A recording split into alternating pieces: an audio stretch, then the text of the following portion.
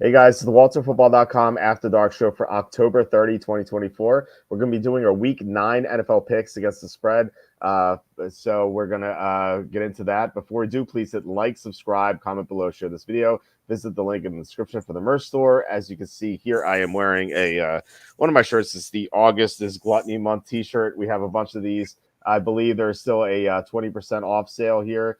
25% off sale. So even better. It looks like actually, 25% off everything. So between 15 and about 17, $18. The only exception is $21 for this the Slava NFL shirt that I just made because I was writing on the back. So you can get all this stuff. I didn't even know it was 25%. I thought it was still 20%. So that's a sweet deal. Also, please consider super chats, super stickers. That's the best way to help support the show because YouTube ads, they pay us nothing. I always joke that I could go outside and look for change and do better. Any support here would be great. Slew, John Sanders have been the most helpful recently. Also, Cam McNeagle, Andrew Z, Germ in the past, Cassandra, Degeneron, Kevin Kovac. You guys have been so awesome with your contributions. So any further help would be really appreciated. Also, you can go to Amazon, buy my books. I've written 3. The most recent one I've written is Jerks of the College Years. Someone asked the question, does it contain any offensive content? It's an AI answer. That's so weird. Anyway, so I don't. That's strange. It's the first time I saw that. So yeah, I don't know if you could call it offensive. I make fun of people. It's not too offensive. I don't know. Also, how the 2020 MVP was stolen. I have another one called a safety and field goal. So we are joined once again by Evan Daniel. Evan, how are you, and how's your week 8? I'm good. Thanks for having me again, Walt. Week 8 was excellent. So we have now, the super contest has these mini contests. So even if you're not having a great season, and we've kind of been finally now over the last 2 weeks now getting a little bit above 500, but every 3 weeks begins a new tournament. And really, it's also every 6 weeks. So week 7, we started out really hot with 4-0. Of course, lost that Pittsburgh Jets game, so 4-1. Started out this week also 4-0, really excited about, okay, maybe you have a shot. You really think you want to go 13-2 or 14-1. And of course, once again, Sunday night football game backfired on me. And of course, it was my Niners who I went against. And another 4-1 week. So we'll take our 4-1 weeks. It was a good week. It was overall pretty strong. So looking forward to maybe trying out for a 5-0 and seeing where 13-2 might land me in the super contest, third mini contest of the season. Yeah, I wish you luck. That sucks about the Sunday night football. I don't know about you, but like when I continuously lose a certain game, like I feel like the announcers just are against me. Like at this point, I don't know. Like you feel like Mike Tirico is just opposed to your picks or something like that. But that's how I always felt. I don't know. It's kind of stupid, but I was like, man, No, I I shouldn't make these think there's announcers. something to that. I Yeah. mean, I'm trying to think which announcer it is. Always one announcer. I always joke around that like I used to put my Survivor game on like one of my bigger TVs. It's like it's always the game on the TV left that is killing me here. Hmm. I'm trying to think if there's an announcer that I can think of that I always feel like is against me. But I thought you were going to say like, oh, if I keep losing Sunday night, I'm just not going to play the Sunday night game because I find myself losing that Sunday night game with a chance to go either 4-1 or 5-0. And you know what? Forget that Sunday night. I'm just going to watch and enjoy it, not make a pick on it. Well, in both cases, you were up like heading into halftime. In this case, you were up at halftime, and it's been the second half's killing you in these Sunday night games. So Yeah. yeah, it's pretty up. But yeah, if you go 5-0 this week, you'll be 13-2 in the mini contest. So hopefully you get there. I went 5-0 in week 8 in my picks, 4-1 in some of my other submissions. So yeah, it was a good week. Nothing to complain about. Although Monday night was left a sour taste in my mouth with the Giants allowing another touchdown on special teams, or I should say the Steelers scoring another touchdown on special teams, and the Giants kind of blowing that game. That was a stupid pick. I blame myself for that. So otherwise, it was a great week. So hopefully we have another great one. Combined we went 9-1 in the Super Contest. So yeah, hopefully we have some good picks for you.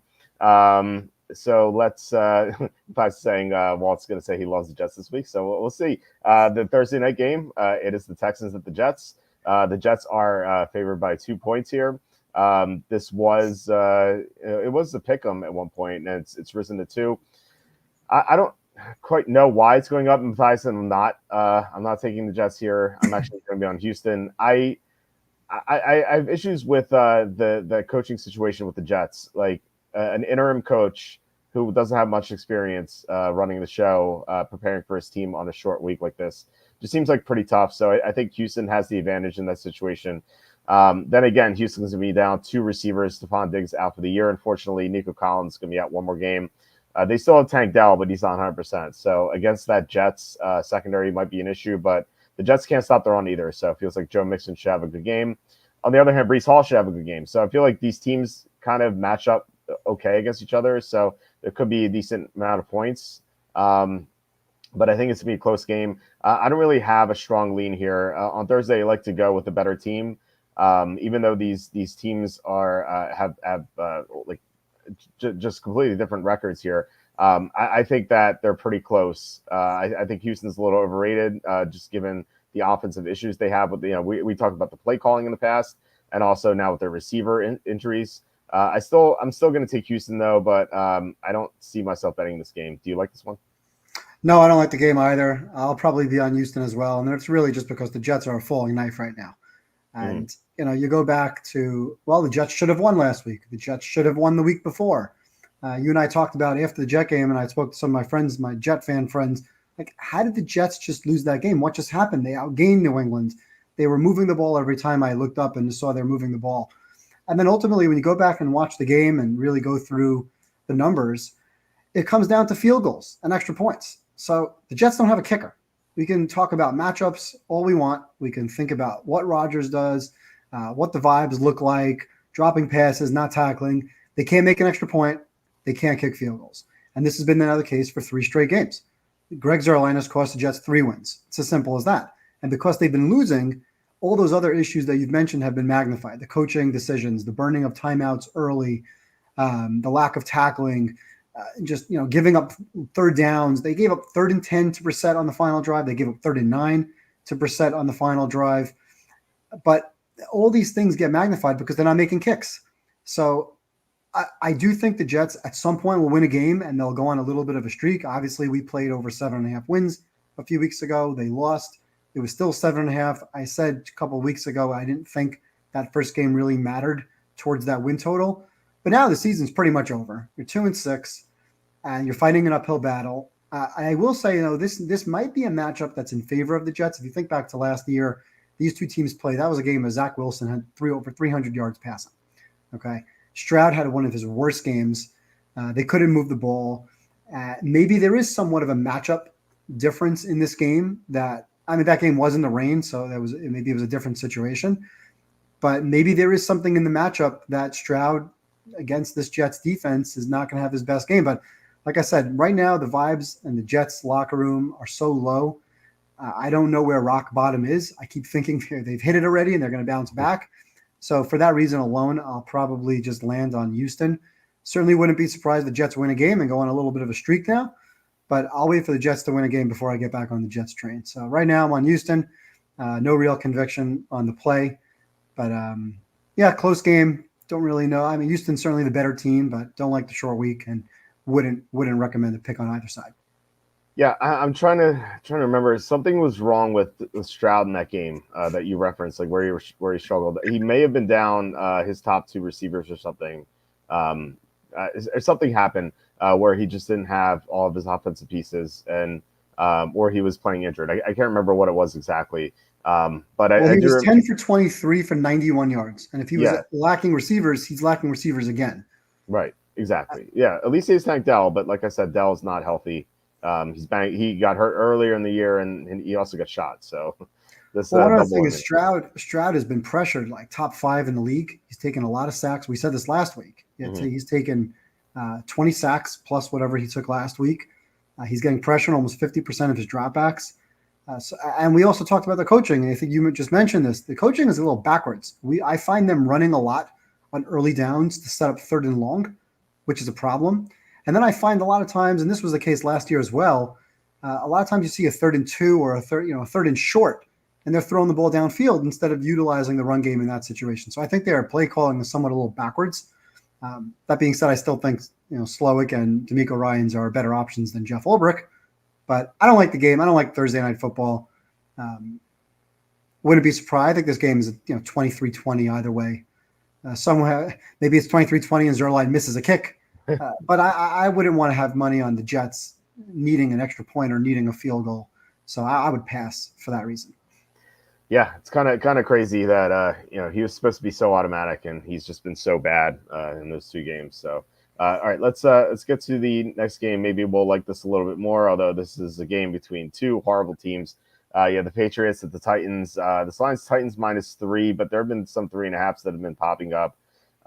It's either like 3 -120 or 3.5, depending on where you look right now. So there's a lot of public money coming in on the Patriots, which is not a surprise given that they beat the Jets last week and the Titans lost 52-14. So who exactly wants to bet on a team like that? Coming off such a big loss as a 3-point favorite or even 3.5-point favorite, but I'll volunteer. I like the Titans here. I think that this is a really bad spot for the Patriots just because they won their Super Bowl. When you look at bad teams coming off wins, especially wins as big underdogs, they have trouble sustaining success, and I don't think they're going to be playing nearly as hard this week. Also, it could be Jacoby Brissett again, and even though Brissett he led his team to victory, I don't think he's going to have a good game here against Tennessee's defense, which could be healthier this week. They've been missing L'Jarius Sneed. T'Vondre Sweat missed last game, so at least one of those guys could come back. So Tennessee's defense could be better this week. And then you have Tennessee, which got completely embarrassed at Detroit. But if you look at the stats, they actually outgained Detroit by 190 yards. They averaged more than 1 yard per play. It was special teams that killed them. So I thought, Mason Rudolph looked pretty good to start the game. And in the first half. Yeah, in the first half, exactly. And, now he's going to have another easy matchup here. Calvin Ridley should do well. It feels like Tennessee should win this game. I don't want this at 3.5. -3.5 is the worst line you could bet in pro football. But as long as it's -3, -120, I'm perfectly fine taking the Titans for a couple units, maybe in the 3. So who do you like in this game? Yeah, you said it exactly. If this line's 3.5, it gives me a little bit of pause. Both of these teams on the do not bet list. Of course, New England off the great comeback win, so definitely not a good spot in that situation. And Tennessee blown out again for the second week in a row. So, is there a bounce back spot in their cards? Now, Tennessee has proven they can actually have a pretty good defense when they play against bad teams. So I would think that their defense shows up a little bit more in this game. Of course, they started out well. I don't know if so much it was the overall yards per play. I mean, listen, their special teams was horrible. So Detroit didn't have to drive the field because they had 30-yard drives. Or at one point, Rudolph, I think, was 9 for 11 or 9 for 12, playing great other than the horrendous picks that he threw, which gave Detroit the short fields. And ultimately, that became a blowout. Now, with May, I think this line probably should be under 3. With Brissett, I think over 3 or more makes sense. And if Brissett is the answer here, then I certainly like Tennessee. Hate laying the 3.5. Obviously, it's 3 right now, -20. If this is a contest, I wouldn't play this game as a contest pick regardless, just because, again, the do not bet list, you kind of feel silly when you look at a game. It's like, why do I have Tennessee in the contest? Or why do I have New England? And I've already felt that way this year, backing Carolina, who's not on Tennessee's level, but still, there's no need to get cute. There's 15 games. There's plenty of other games to choose from. If the line were 2.5 and it were Brissett, I would give it a little bit more of a look. So I do like Tennessee to win this game, but really have no interest playing either of these teams right now. I do have I like some other games this week, but I do have a little bit of interest here. Although I would say maybe in the Golden Nugget contest where you need 7 selections, this might be like number 7. But if you only need pick 5, I don't see the Titans getting on the card or anything like that, unless there are some other injuries that pop up or something. But yeah, Rudolph, taking away those 2 picks in the first half, Rudolph was awesome in the first half against Detroit. Now, I don't know if Detroit just kind of didn't show up, or they knew they were going to score in every possession, and 7-0 easily, boom, 7-7. Those were some nice drives that he led.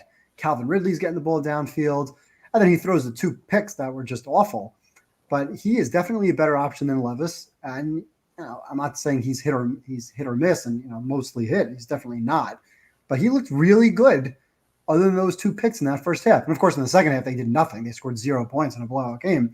So that's what you're going to get. But I wouldn't want a part of this game. I would just look up and like, why am I betting on Tennessee right now when I don't have to? So Right. if I had to make a pick, I would lean Tennessee. I hate my pool. The pool, I'm in a family and friends pool that adds a half a point to every line. So the line's 3.5, and I looked at it, I'm like, New England. And I'm thinking about, I really like Tennessee to win.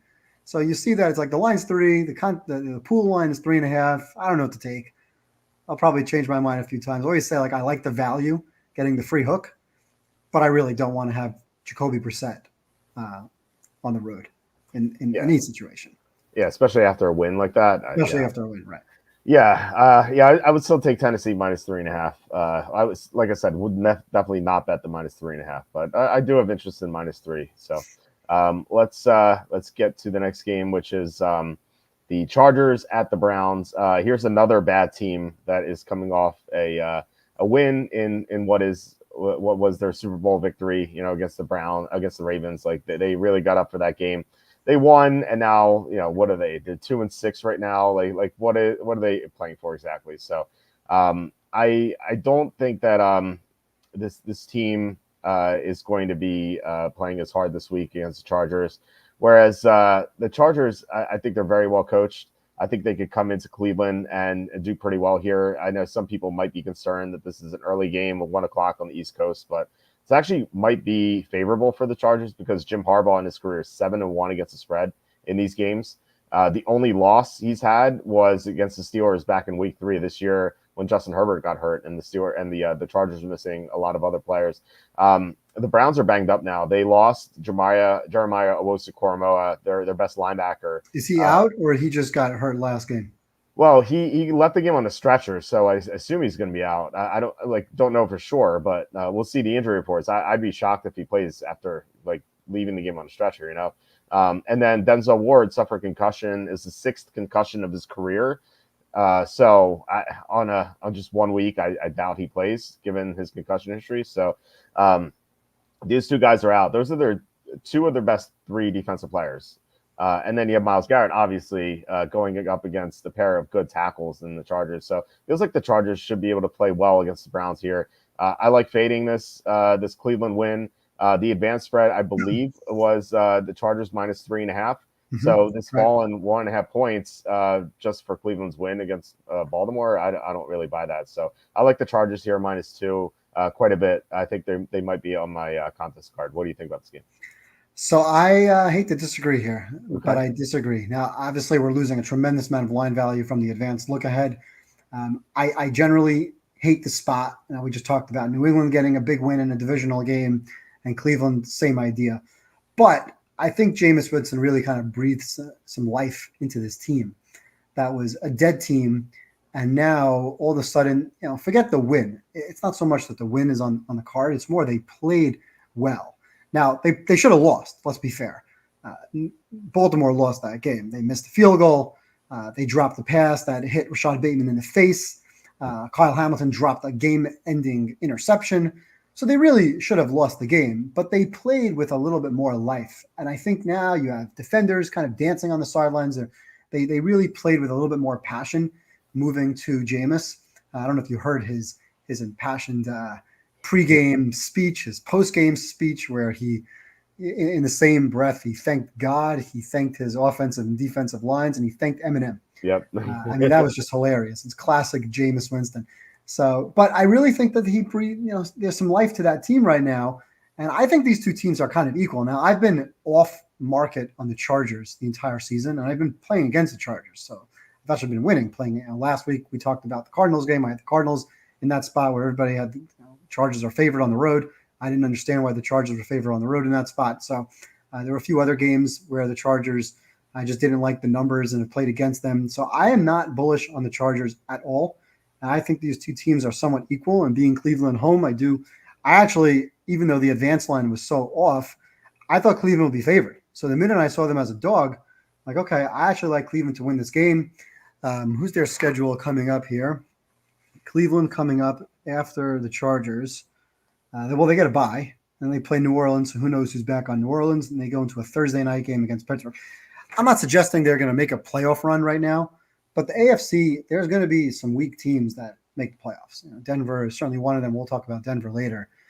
But I think Cleveland goes on a little bit of a run here and gets a couple of wins under their belt. I'm not high on what the Chargers are doing. They're going to try to run the ball, and Cleveland is, Cleveland's maybe a little bit better against the run. I mean, I definitely want to see what JOK's status would be. I did think for some reason, even though he did get carted off or taken off on a stretcher, for some reason I thought that he was going to be okay. So I got to pay attention to that. And I don't think the Chargers, listen, they haven't played a lot of good games. They lost to some of the better teams that they've played against. And I just haven't been impressed with what they've done. Recently, of course, losing to Arizona. And this week, I mean, they blew a big lead and almost lost to Denver. The New Orleans game was a lot closer than that score indicated. That game was close in the first half. So I'm not bullish on the Chargers. I like the Browns, and I think the Browns win this game. I guess we differ in the evaluations of these teams. In my power rankings of the Chargers 13th, and I had the Browns 23rd. In EPA, the metrics love the Chargers. The EPA has the Chargers 3rd overall, wow. But they had the Browns 20th, and that was with me boosting the Browns offense with Winston. You have the Chargers at 13? 13, yeah. Who is right ahead and right behind the Chargers? All right, so 10 is the Vikings, 11 Bears, 12 Steelers, 13 Chargers, 14 Rams, Seahawks 15, Broncos 16. You have the Chargers ahead of the Rams. Wow. Yeah.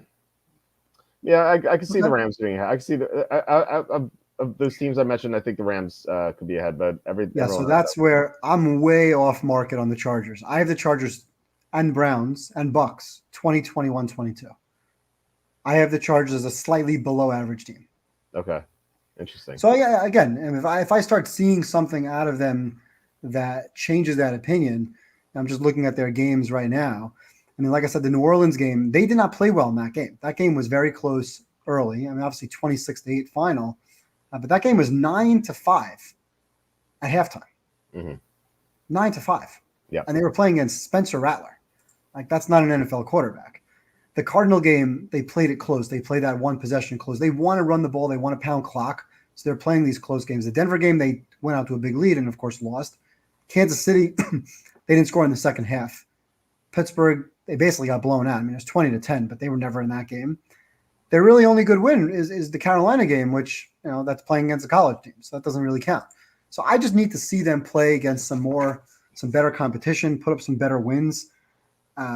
And I don't know if we're going to get those games for a couple of weeks. They play back-to-back home games against Cincinnati and Baltimore, and then they go on the road to Atlanta, Kansas City. So I think we'll know a lot more in the next couple of weeks.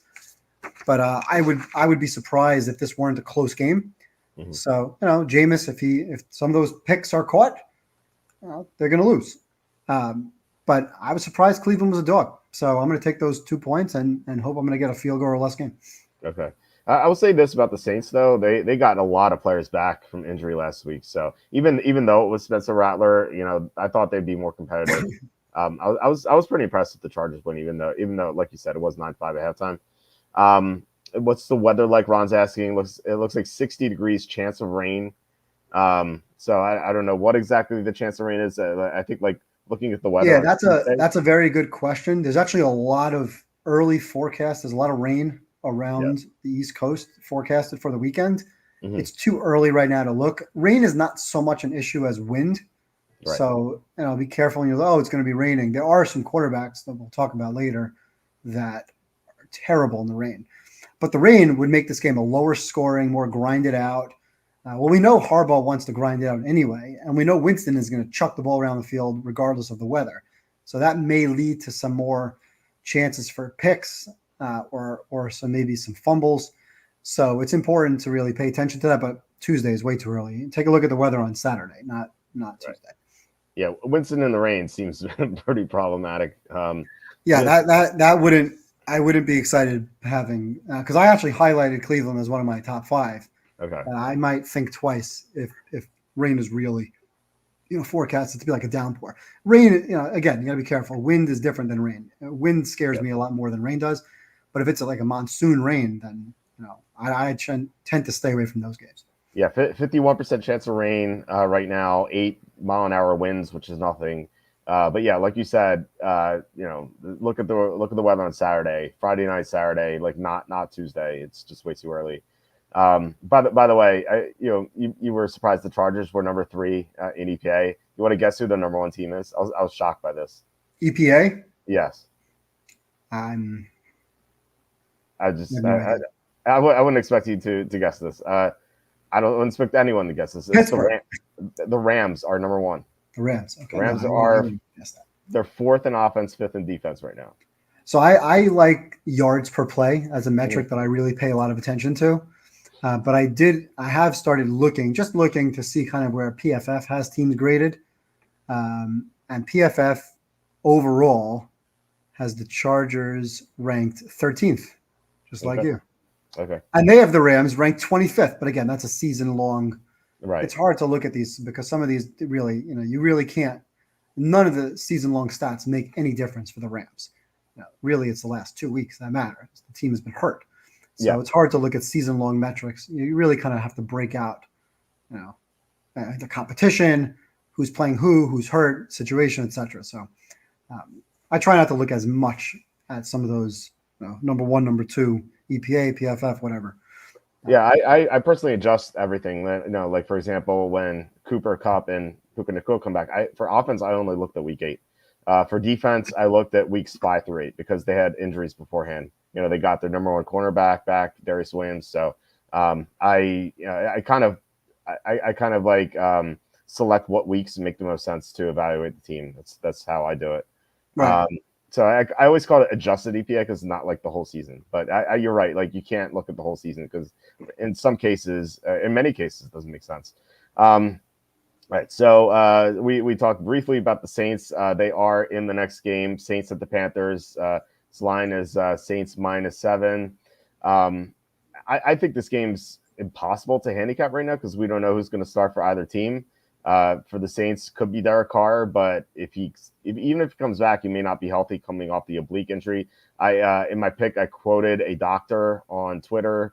I guess I shouldn't assume he is a doctor. I don't know. He has 123,000 followers, so he might be legit. But he said coming off oblique injuries, quarterbacks generally have their deep ball affected. So we may not see Derek Carr at 100%, but I mean, who knows? For the Panthers, Andy Dalton may start or may not start. He has the thumb injury. He was in a car accident last week, so he may not be ready. So it could be Bryce Young.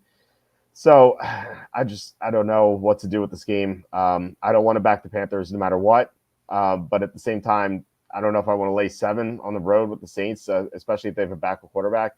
If it's Carr, I guess I would pull the trigger on the Saints. I don't think I bet it, but like I said, I don't know what to do with this game. Do you have any idea? No. And the good news about betting games is you don't have to bet every game. Right. You can leave it off to the side, and if you're in a pool and you have to make a pick, so you think about the pick, and really it comes down to very simply, Bryce Young is not an NFL quarterback, and Bryce Young can never get below 7 points. So whatever the line is, if Bryce Young is the starter, if it's under 7 or 7, you got to go against him. Now, both of these teams, this line suggests Carr. And really, I think Carr is coming back. I did read reports last week that he was practicing or limited. So it seems like he's coming back. And just his presence will uplift the team. Tua's presence uplifted Miami, or at least offensively. Winston's presence uplifted Cleveland. And not having Spencer Rattler will uplift the Saints. You said a couple of guys are coming back. I want to see guys on the offensive line coming back, guys on defense coming back. They blew out this team week 1. Now, both of these teams are off of losses, and both of these teams' seasons are basically over. But if Carr returns and breathes some life now into the Saints, who have lost 6 straight games, this is a divisional game. There's no reason they won't try. And if they try, Bryce Young is 2-17 as an NFL starter. He's just not an NFL starter. He's not even an NFL backup.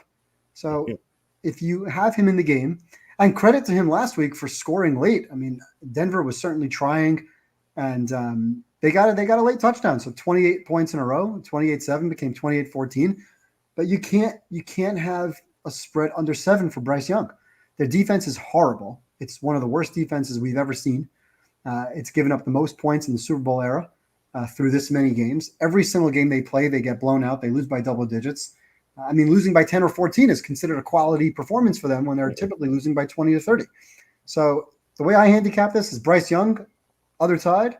If Dalton starts and the line is 7, I'm probably on the Panthers. I don't think this line could be more than 4.5 if Dalton is a starting quarterback, even if it's Carr versus Dalton. So that's really where the handicap starts and ends for me. Bryce Young, other side, Bryce Young out.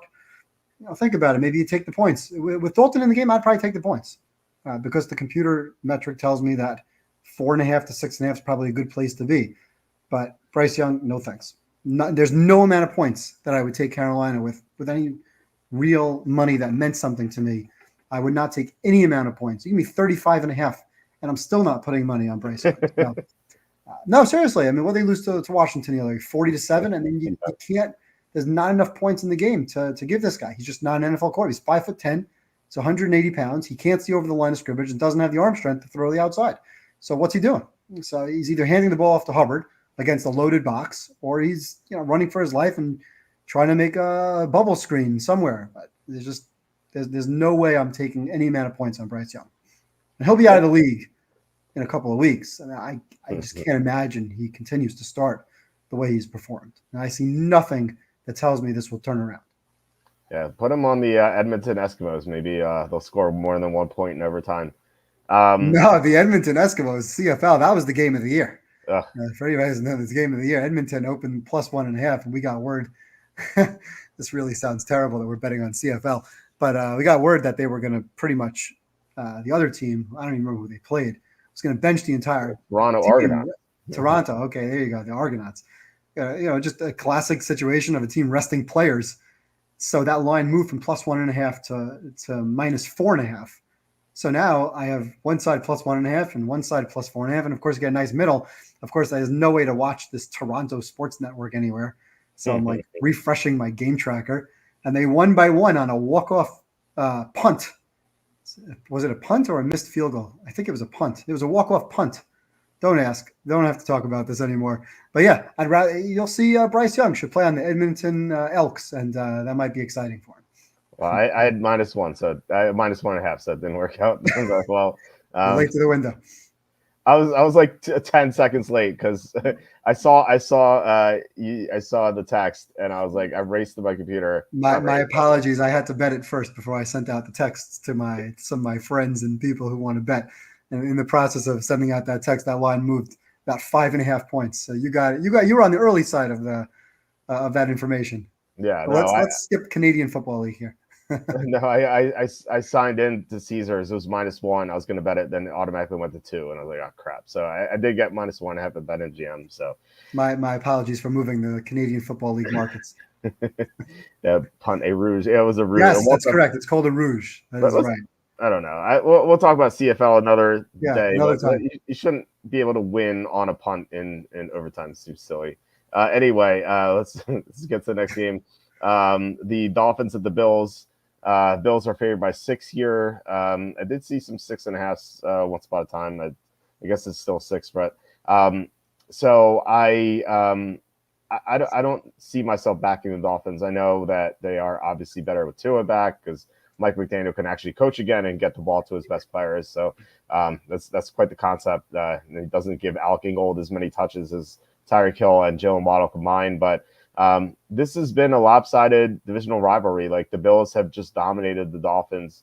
Tua, when he played the Bills in week 2, he had just had this deer in the headlights look on his face, and I'm not even referring to the concussion. Like he just didn't know like what was going to happen, and he looked so frazzled. This Dolphins team, they generally beat up on bad teams. Like last year, they blew out like the Panthers, they blew out the Giants, they blew out the Redskins. They beat the Raiders. That wasn't a blowout, but like generally they've crushed bad teams.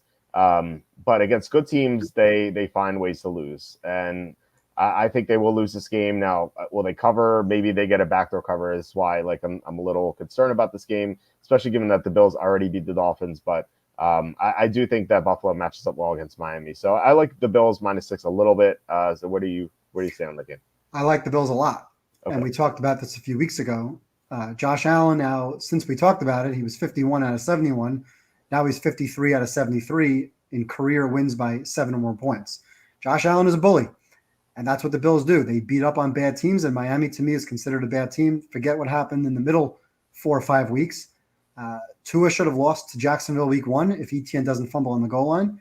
They got blown out by Buffalo in week 2, and they blew a game last week.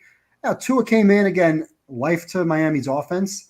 But what did he do? Outside of one pass to Tyreek Hill, everything he did was short bubble screens. And the announcers kept talking about how Tua gets the ball out quickly. Tua gets the ball in 2 seconds, 2.3 seconds or less. Yeah, it's snap, bubble screen to Waddle, bubble screen to Hill. Buffalo knows exactly what they're going to be doing, okay? Buffalo dominated that first game.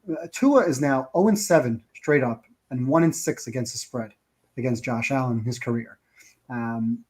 In 13 games for Josh Allen against Miami, Allen's got 3,500 yards, 34 touchdowns, and 7 picks. His QB rating is 110. Wow. In the last 3 games they played against Miami, 48-20, 21-14. By the way, in a game, I think they were up 21-0. I think that was a London game. And 31-10, of course, back in week 2. And they didn't have to do much in that game because Tua threw 3 picks. In the 3 home games this season that Buffalo's played, they scored 34 twice and 47 points. I mean, this line has to be at least 7 points. I minus 6, 6.5. I'm immediately on Buffalo. I'm immediately on Buffalo as a potential pick. And I don't see the backdoor. I think Buffalo has this matchup down pat. They know exactly what McDaniels is going to do. And there's no, and Miami has shown that they have no answers for what Josh Allen's going to do. Both running the ball, passing the ball, running, quarterback draws, scrambles. I see Buffalo putting up again 30 to 34 plus points. And I don't see how Miami gets, 24, 21, 24. I think this is a 10 to 14 point game, if not more. And Buffalo loves to beat up on this team. So I like Buffalo. I think this line should have been at least 7, 7.5. So give me Buffalo minus 6. Contest pick for sure. Okay. Yeah, you convinced me to put a little bit more on Buffalo. So yeah, I think I'm going to do that. Cracky bringing up a good point. Miami's done nothing to impress him yet this season. They've had no impressive games really. They beat Jacksonville, but they had to come back from behind with the help of the Travis Etienne fumble. They lost last week to Arizona. They beat the Patriots, but that was a close game. It came down to like a heel not being in the end zone. So the Dolphins are pretty bad. Cracky also, I missed this question. Where's the money going? In the Saints-Panthers games, equal action. So doesn't look like the public's betting either side. I guess they're waiting to see who. What's interesting though, and I've seen this now for a couple of years, and I've been making money fading it. The public and a lot of pros love Miami. They love Tua. I don't get it. Now, to his credit, he's better than I thought because, let's be fair, Skylar Thompson comes in and Snoop Huntley comes in, and Miami is just the walking dead. Tua comes back, and at least there's life to that team. Although somehow they blew the game to Arizona, they at least, they put up 27 points. They moved the football. It looked like a real football team as opposed to what we've seen the previous 3 or 4 weeks or 5 weeks. So that, to his credit, he's definitely not what I had originally thought, which was one of the worst quarterbacks in the league. That being said, the last week's line, I bet it at 3.5. It immediately went to 3. 2 was announced as a starter. The line went up, I think, as high as 5. Did it hit 5 at one point? It definitely was over 4. It was 5, yeah. Everyone is betting on Miami, and I'm thinking like, all right, I guess I got a bad number. I'm sitting with my 3.5. I had it as a contest pick, despite being a bad line for a contest. And I find myself on the other side of that a lot, where the public and or professional money is coming on Tua, and I just don't believe it. And I'll continue not to believe it, and I'm going to continue betting against it. So until Miami beats a good team, and they have not beaten a good team. Last year they were, I think, 1-8 against teams with a playoff record, or teams that made the playoffs, or teams that were above 500. They don't beat good teams because they're not a good team. People say, people catch up throughout the middle of the season. They catch up to the coaching. They catch up to the scheme. It's not catching up to the scheme. Miami beats bad teams, and they lose to good teams. So Buffalo's a good team. Miami's if anything, they're slightly below average. They're definitely not an above average football team. So in my power ratings, I have this game as, I think I made this game 7.5. Well, my numbers say 7. I made it 7.5 as an adjusted line because Buffalo just dominates this game every single year. Mm-hmm. So until Tua shows me otherwise, until they show me they're able to stop Allen and move the ball against Buffalo, I'm going to be on Buffalo. Even if this line were 9.5, I'm on Buffalo. I think this is a 10 to 14 point game, if not more. I also made this line 7.5, so we're on the same page there. The one win against a good team, or quote unquote good team, that Miami had last year was against Dallas, which also has issues beating good teams. Right. So yeah, And Dallas, by the way, I have Dallas below average. So I wouldn't yeah. consider Dallas right now a quote unquote good team. Oh yeah, me neither. But they did make the playoffs. But yeah, they were overrated last year. So good point. Since the 70-point game, Dolphins ATS has to be dreadful. I would assume so. Well, against good teams, yes. Against they've beaten up on some bad teams. Like I think the next game they had, the next game they had was against Buffalo and they lost. After that, I believe that they played the Panthers. I want to say, and they demolished them. So yeah. So anyway, let's. We had a question about the weather too. The weather in this game is projected to be 54 degrees and 18% chance of rain, light wind. So nothing to worry about there. All right. Next game is rain in that game. By the way, that's one of the games where you look at. It's like, does rain scare you away or neutral? Rain there favors Buffalo dramatically. Yeah, absolutely. Because Allen could run the ball in the rain. Tua is not going anywhere in the rain. We saw it last week against Seattle. It was raining in that game. Geno issues with the rain. He never doesn't play well in the elements. Josh Allen just ran all over them. Yeah. So did James Cook. So, all right. Next game is Cowboys at the Falcons. I was kind of torn on this game. Not really sure where to go with this because I really don't like both teams. I think they're both overrated. I think Dallas kind of sucks actually.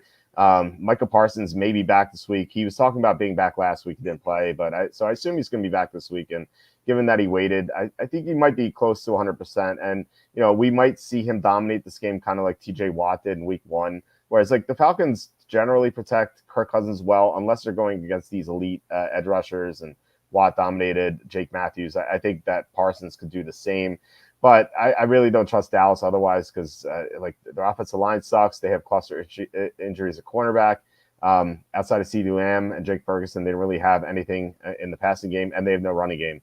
But Atlanta's defense sucks too. Like Atlanta's 28th in defensive EPA. Justin Simmons was injured last week. Matthew Judon's giving them nothing as far as the pass rush is concerned. I think they are 4th worst in pressure rate. They're just not getting to the quarterback. So Dallas's offensive line may not be an issue here. And they're coming off a big win against Tampa, in which they gained control of the division. So this game doesn't mean as much to them, I don't think. So I do think they're better than Dallas, but I don't like either team. So I'm leaning toward Dallas, but I'm not going to play this game. What are your thoughts on this one? I like Atlanta, and my only issue really here is what you just said. They're coming off the big win, the divisional win, and I think they play another divisional game next week. They do. They're playing at New Orleans next week. So that really would be my only concern. Of course, Dallas off another loss. We say, Dallas has been off a loss. Well, Dallas was off a blowout loss on a bye. Now they're off another loss. Dallas is just not a good football team. Let's be fair. 2 of their 3 wins, Giants and Browns. So those are not quality wins. They're number 30th in the league in turnover margin at 1 per game, and more than 1 per game.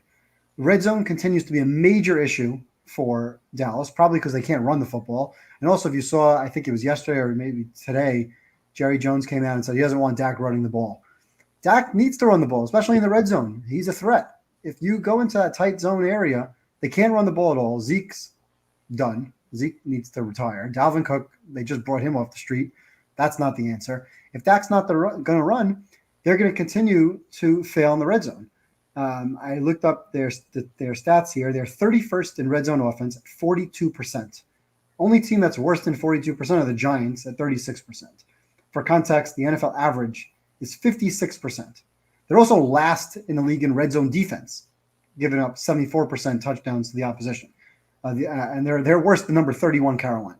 So that tells you how bad they've been defending the red zone, and they're not scoring touchdowns in the red zone. So the spot definitely is for Dallas. Obviously, they're now 3-4.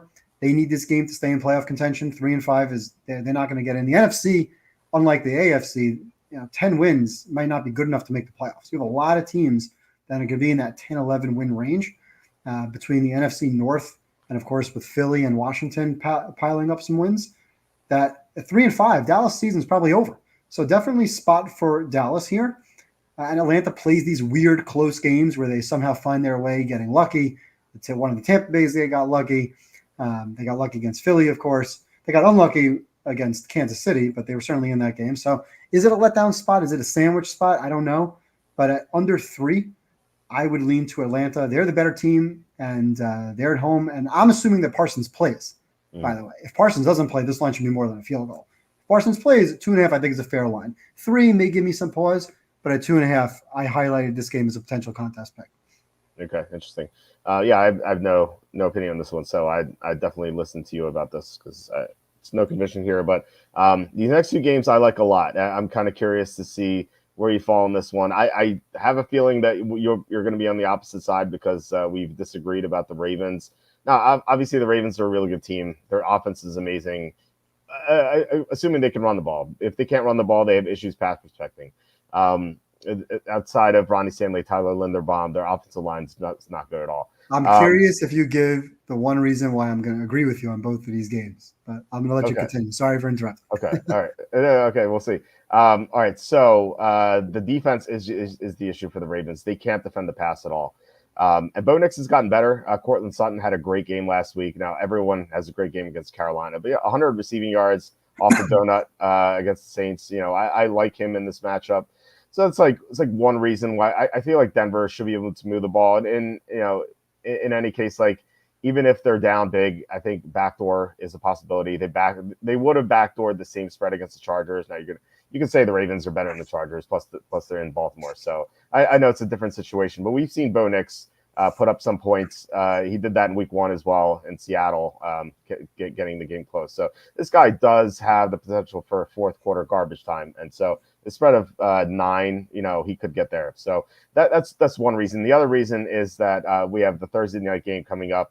I don't know if that's the there it is. Yeah. So the winner. Yeah, the big favorites heading into Thursday nights have generally done very poorly. We saw this a few weeks ago. Both Seattle and San Francisco looking ahead to each other.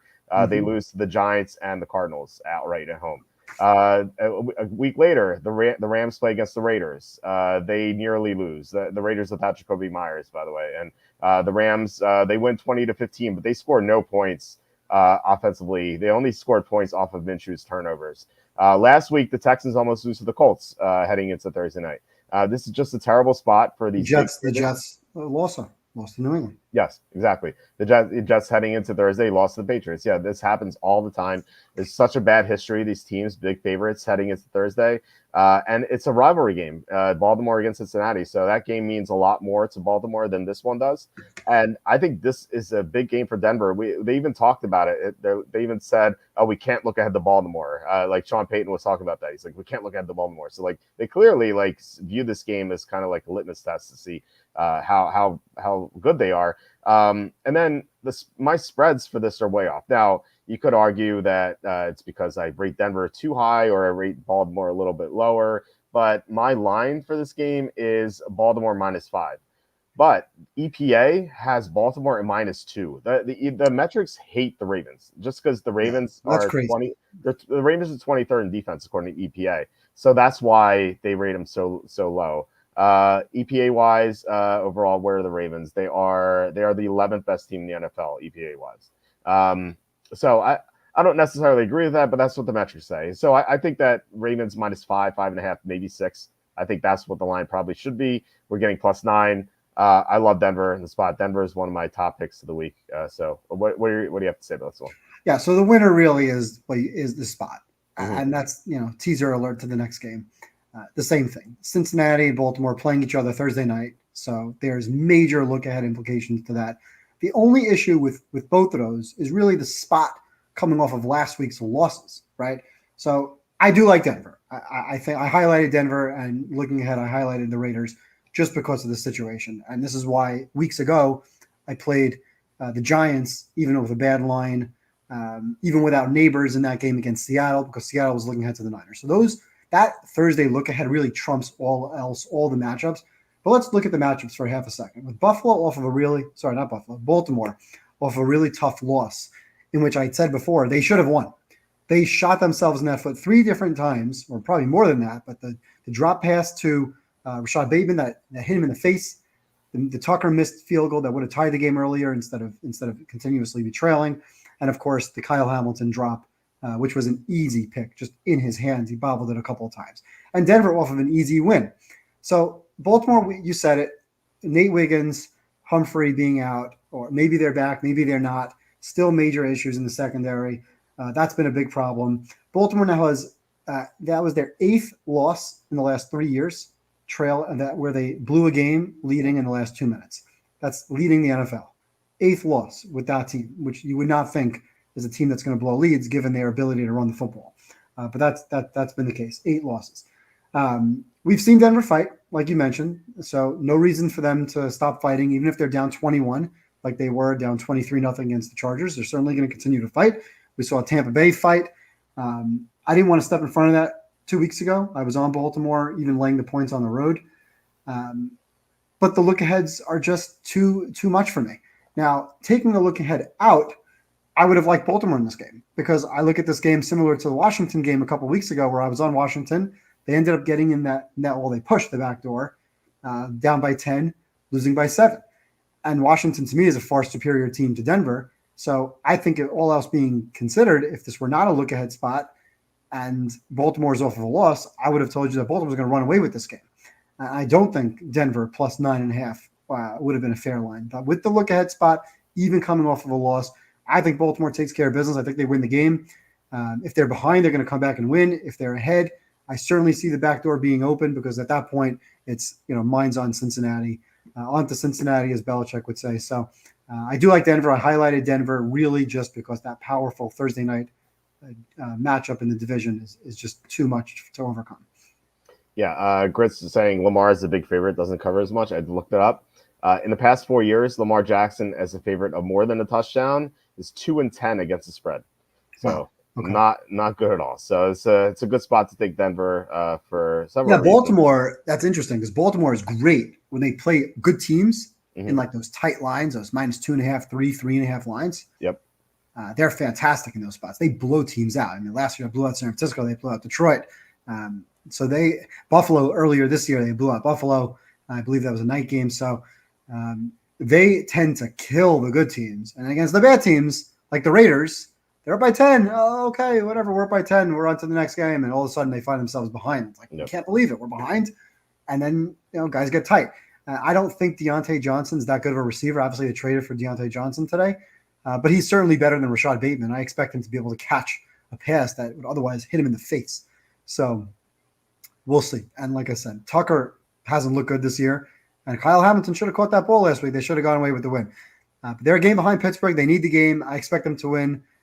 This is why EPA -2. If this line were -2, I think even if you have Denver winning and you want to get cute picking an upset, that's fine.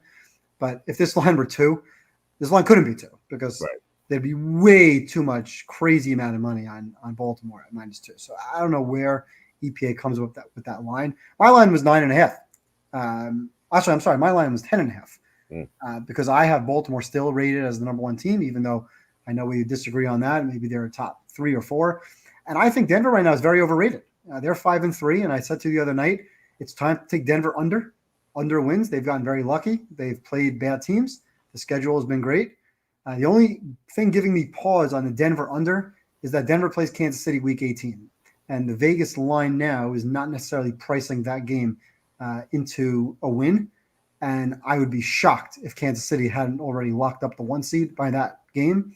And we already know Kansas City rests everybody, although Carson Wentz might be better than what they've had in the past as a backup quarterback. So that may give Denver a free win. So I would be slightly pushing the brakes on under 8.5 wins for Denver, but they're overrated right now. They're not as good as they've looked because of the schedule. And I wouldn't be surprised if Baltimore blew them out of the water. But I like Denver for the reasons you said, and especially that Thursday night. Yeah, I didn't bet the Denver under yet. I think Denver may win this game. I just kind of like how San Francisco lost to Arizona and Seattle lost to the Giants. Like this is such a bad look at spot. Yeah. So if Denver wins this game, I will hammer the under for sure because they like the hype train will be unbelievable. Yeah. Because they look ahead for the Chiefs game next week. Broncos and Chiefs is Chiefs -9. If Denver wins this game, like that, it could fall considerably. So we'll get some good value. I think there's going to be a good chance to fade them, but it's not going to be this week. First of all, says look aheads aren't real, which is listed many examples of bad teams beating good ones. But okay. All right. Anyway, we get to the other half of the look ahead, the Raiders at the Bengals. Um, I'm more comfortable taking Denver, so I'm a little bit less on the Raiders. The Raiders are, I guess, one of these stay away teams, but my caveat was that you could still take them against bad teams, and I think Cincinnati is a bad team. They have Burrow, Chase, and Higgins, right? But what else do they have? They can't block. They can't run the ball. They can't throw to anyone but those two guys. They can't get to the quarterback. They're 11th worst in pressure rate. They can't stop the run, and they can't stop the pass. And they can't coach because Zach Taylor does stupid stuff when he's in position to win. Like, what does this team do well that they deserve to be favored by more than the touchdown? Like, I don't see it. I think this team sucks. I'm more than happy to fade them here, even against the Raiders. Now, the Raiders are getting healthier, and Jacoby Myers returned last week, which I think is huge for this game because he has a great matchup. Max Crosby's healthier. He played 72 snaps last week. So, whatever injury he had earlier, I think he's over it. Now, the Raiders still have their issues. Obviously, offensive line's a big concern. They have some holes in their defense with all the injuries they have. But I think this game's going to be close. Obviously, the Bengals looking ahead, too. So, I'm on the Raiders big as well. What do you think about this one? Yeah, I'm on the Raiders again because of the Thursday night look-ahead spot, even though some disagree with look-ahead spots. I am not willing to call Cincinnati a bad team yet. I know the numbers haven't really proved that. They certainly have not played well. They did not play well against the Browns a couple weeks ago. They had the kick return for a touchdown, basically did nothing the rest of the game.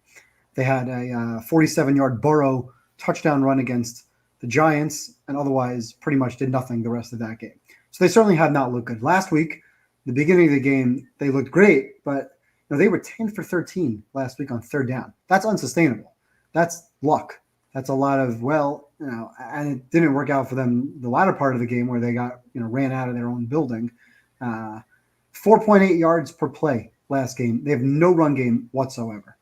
Also, is this, for the Raiders, even though they lost last week, they put a lot of energy and effort into Kansas City. Game plan, talk. It kind of, does it take some wind out of their sails, so to speak? Is it somewhat of a letdown opponent when you go from Kansas City to anybody else? Not just because of the win, but is there somewhat of a letdown against a different opponent after putting so much into Kansas City the prior week? I wonder. I haven't done this, but maybe you look back to last year. Do you remember, if you want to pull up what they did in the game after they beat Kansas City? Because I think that might be a telltale sign. I can quickly look that up here. I'm looking. But that's something where if there's like some wind taken out of the sails, I don't know that I would want part of the Raiders. I'm looking now in that game. In the week later, they lost to Green Bay 27-19. So they didn't get blown out. They didn't get blown out in the game. Game was relatively close. I'm sorry, I'm looking at the wrong team. I'm looking at Kansas City. They played the Colts closely. They lost 23-20. They were 3.5-point underdogs. 23-20. Okay, so they played a close game. Yeah. But I just think mentally speaking, there might be some wind taken out coming off of that game. That would give me some pause. But Cincinnati's 0-4 at home. They're now laying more than a touchdown. I mean, unless they're playing Carolina. And the Raiders are not on my do not bet list. It's really, it was Carolina, it was New England, it was Tennessee, it was New Orleans without a quarterback, and Miami without a quarterback. The Raiders, some games they show up, some games they don't. But 7.5 is way too many points. So I do expect the Bengals to come back and win this game. We've seen the Raiders are going to fight. We've seen the Raiders down by 14 points. They'll try to score that touchdown. Minshew is going to be hit or miss. He's very similar to that Mason Rudolph type. Some games he's going to come out and just completely lay an egg. Some games he'll come out and look half competent. So, and Cincinnati's defense certainly hasn't been good enough to shut anybody down. So right now, I like the 7.5. I think it's way too many points. Cincinnati hasn't proven that they deserve to be laying more than a touchdown at home against, like I said, anybody against the teams on the do not bet list. So I like the Raiders. And again, the spot leading up to Baltimore has to be on their minds and has to factor into the handicap here. So I like the Raiders plus 7.5 to 7.5. I did highlight both of these two games as two underdogs. Again, are we thinking like back throughout the season, these were the dogs that historically we would take without thinking. But for the first 6-7 weeks of the season, these have been the games that have not been going right. These underdogs are getting blown out. So At some point, we think this is going to switch, swap a little bit. I think last week we started seeing a little bit more normalcy, other than the bottom 2 or 3 teams. So I like Denver and Vegas. And to me, it's really all about the spot. And in this case, Cincinnati just doesn't deserve to be favored by that many points. So give me the Raiders 24-17. They'll lose by exactly a touchdown.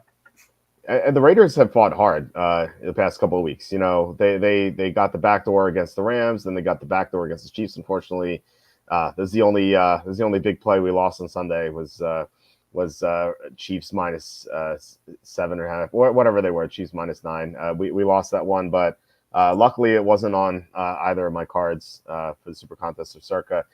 Mike said, other than the 83 things you mentioned, what's wrong with the Bengals? I mean, like, what have they done to impress anyone? I just don't know. Like, they fought hard against the Chiefs and the Ravens. The last 3 weeks, like you said, they beat the Giants really 10-7. A Giants team that went on to get blown out twice. Well, not really blown out Monday night, but it felt like a blowout, sort of. And then they barely beat the Browns with Dorian Thompson-Robinson. And then last week they get crushed by the Eagles. Like this, I think this team sucks. I don't agree. I think they're going to turn it around soon. I think, when you look at this team, there's a lot right with this team. They're top 5 in red zone offense. They're top 5 in third down conversions. Although maybe that, again, these things are not sustainable. I still believe in Burrow. When they have healthy receivers, I think they're fine. I don't know. They have no run game. They have 0 run game. They have 0 running threat. I like the defensive coordinator, but they just have not played well. They've lost games they should have won. They blew games they should have won. They lost that first game against New England. They're behind the 8 ball again like they were last year. I continue to believe this team is going to go on a run. So what's wrong? I think there's a lot right about this team, and I think they will turn it around. Like, this is one of those teams where is the AFC playoffs really going to have Denver in it as opposed to Cincinnati or, dare I say, the Jets? They're a better team. They're a better team than what they've shown, but they're 0-4 at home. They have not played well. They're not deserving of being 7.5 point favorite. That's really, it's as simple as that. So let's see them start turning the corner and playing better football. But right now, they're not deserving of being 7.5 point favorite. So it's the Raiders or pass. Yeah. So he says, how are they looking ahead? They are a 3-5 football team, for F's sake. Well, the Jets were 2-5 last week, and they were looking ahead. So a 3-5 team can look ahead if a 2-5 team looked ahead. It's a tough thing to prepare for another game in 4 days. It's very difficult.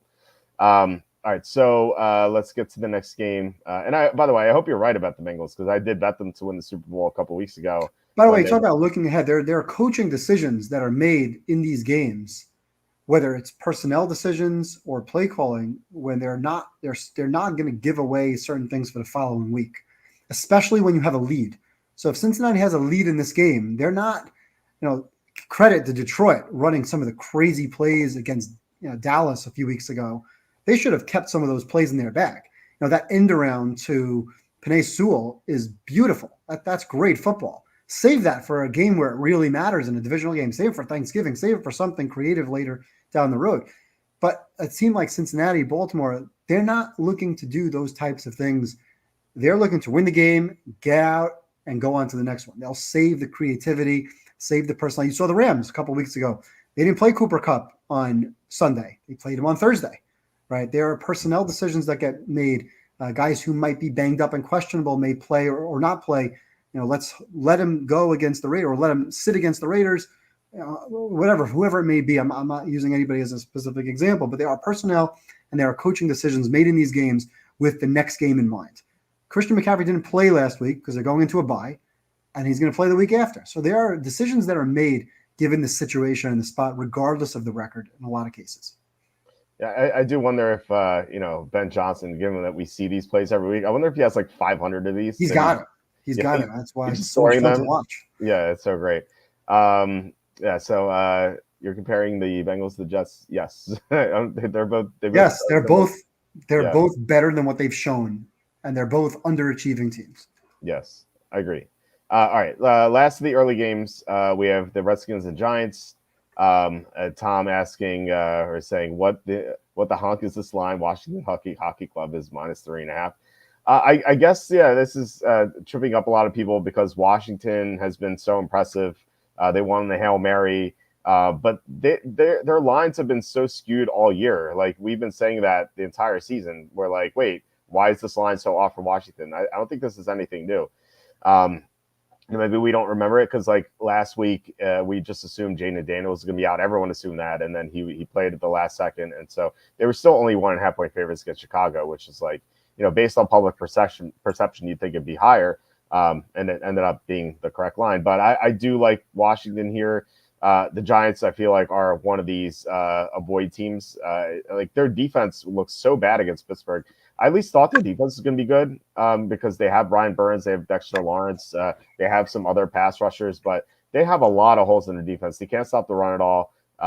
They just look pathetic against Russell Wilson and Najee Harris. So I find myself wondering how they're going to stop Jaden Daniels here, assuming Daniels is going to be closer to 100%.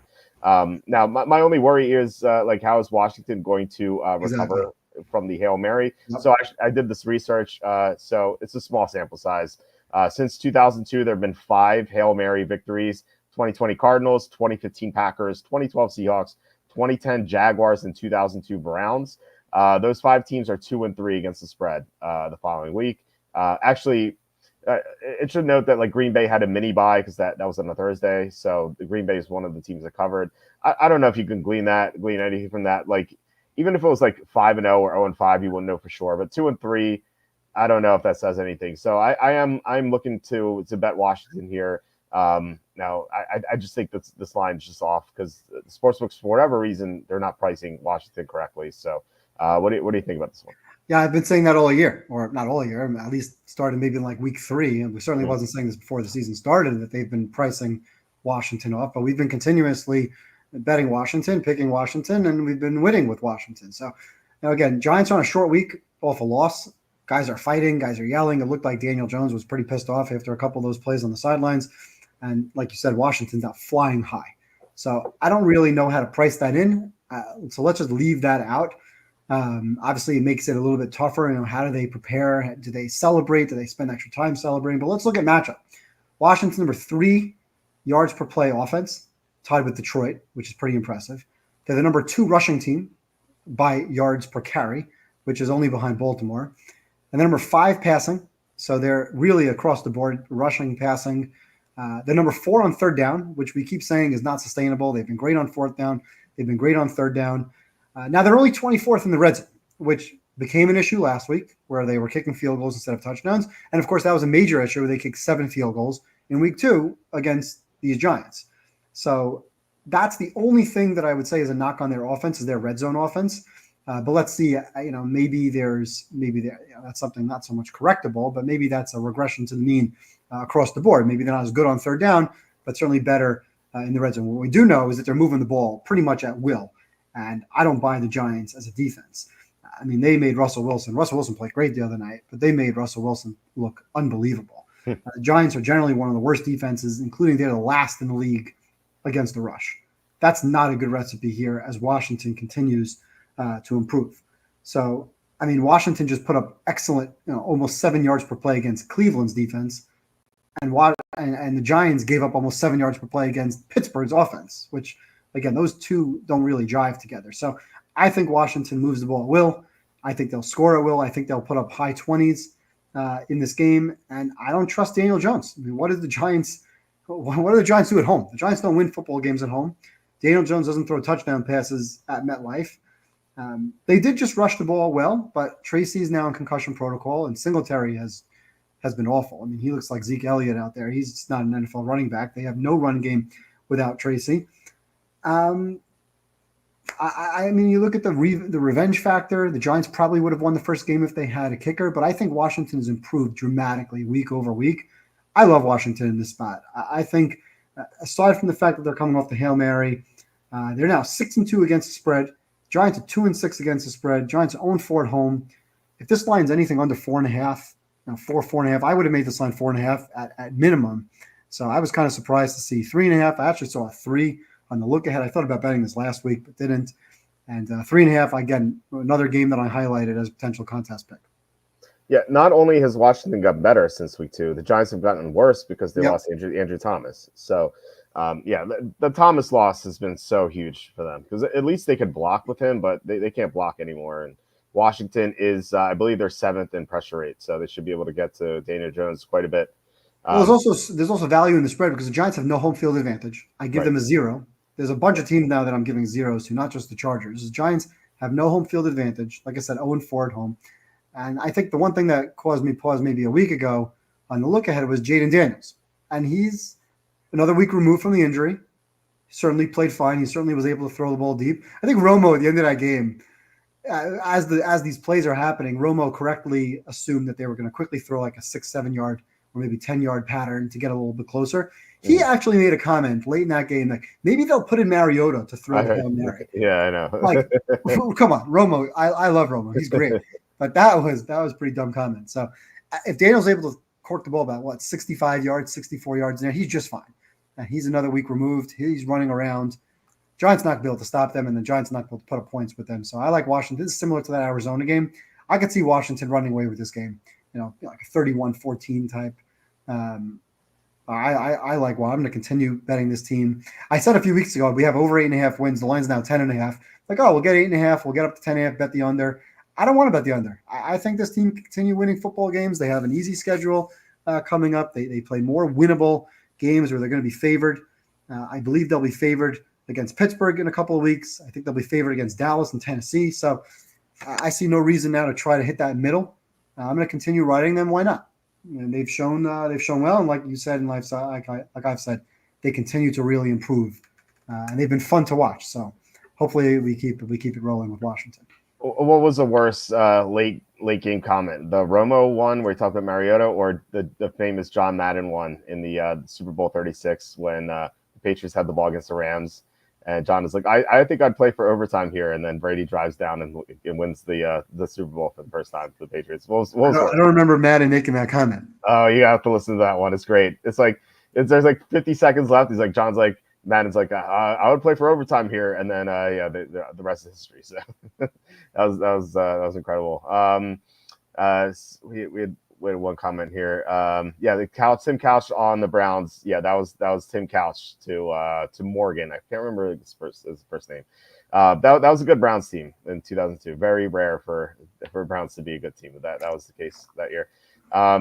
Kelly Holcomb, by the way, 417 yards in a playoff game, which is unbelievable. Unfortunately, the Browns lost to the Steelers. So the next game is Bears at the Cardinals as we wait for this page to load. So this is the opposite of the Hail Mary. So you have to wonder, like, how do these teams that lose on the Hail Mary do? I did the research again. Obviously, 5 teams that lose on a Hail Mary since 2002. Those teams are 3-2 against the spread in their next game. Now, one of those was the Bills in 2020, and they had a bye the next week. So I don't know if you want to count that. So if you don't, 2-2 against the spread. So I don't think we learned anything there. What we do know, though, is that Arizona struggles with success under Kyler Murray. This team, whenever they have a big win or big upset victory, they tend to struggle the next week. And I know they beat the Chargers and then came in to beat Miami, but that Chargers game was close to a pick'em. Like I don't really count that as an upset win, but it was certainly an upset win against Miami. Kyler Murray, after an upset win of more than a field goal in his career, is 4-9 against the spread. So generally, I want to fade Kyler Murray in these spots, and I think Chicago is just a better team than Arizona. It's not surprising to me that you see sharp money coming in on Chicago. There's more sharp money on Chicago than any other team this week. Now, as you said, it doesn't mean everything, but Chicago right now is 10th in net adjusted EPA. Arizona 17th. It just seems like they're the better team. And I think they bounce back and win this game. It just feels like they match up well against Arizona. They should be able to throw on them. Like Arizona lost Dennis Gardeck or heading into last week. I don't think they're going to be able to muster much of a pass rush. And Caleb Williams was under a lot of duress last week. It's going to be so different this week. And Arizona, I don't think has the personnel to cover all of Chicago's weapons. So I think this could be like a sort of a result like we saw in that London game where Chicago was just a lot better than Jacksonville and they took it to them. And I think this could be somewhat similar. So what are your thoughts on this game? Yeah, this is a hard game to handicap. I agree with one thing you said, that Chicago is the better team, but I only think they're a slightly better team. Okay. Now, obviously, coming off the crazy loss, are they deflated? It's really hard to handicap that mentality. And Arizona off of these comeback wins. But these teams are not as far apart as I think you're making it seem. The Bears offense should be able to move the ball. Obviously, we see that they have that now over the last couple of weeks. They've been able to move the ball. Can they finish drives? We'll see.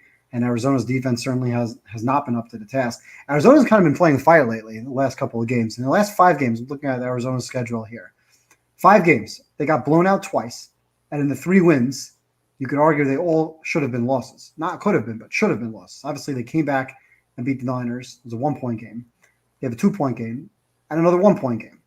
And these are all games where I think the Chargers kind of blew it late. They probably could have scored a touchdown at the end. They ended up settling for the field goal. And whether or not Arizona drove the field and kicked the late game-winning field goal, they would have covered that spread.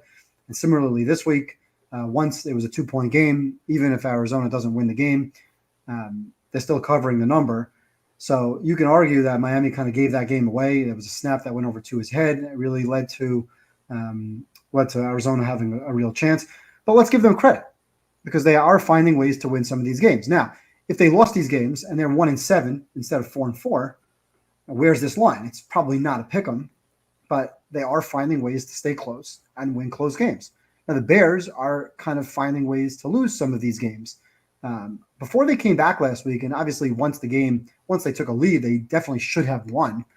But they were down 12-0 late in the third quarter before a DeAndre Swift 55 or 56-yard touchdown run. Outside of that run, they did nothing. Caleb was 10 for 24, 131 yards. Washington really kind of more shot itself in the foot before that. They missed a field goal. They were a couple of short, 3rd and shorts that they didn't convert. They ended up kicking some short field goals, which was surprising because previously they had been going for those 4th downs. But that was otherwise a blowout late in the third quarter. So I agree with the line here being pick'em because I do think Chicago is better, but only slightly better.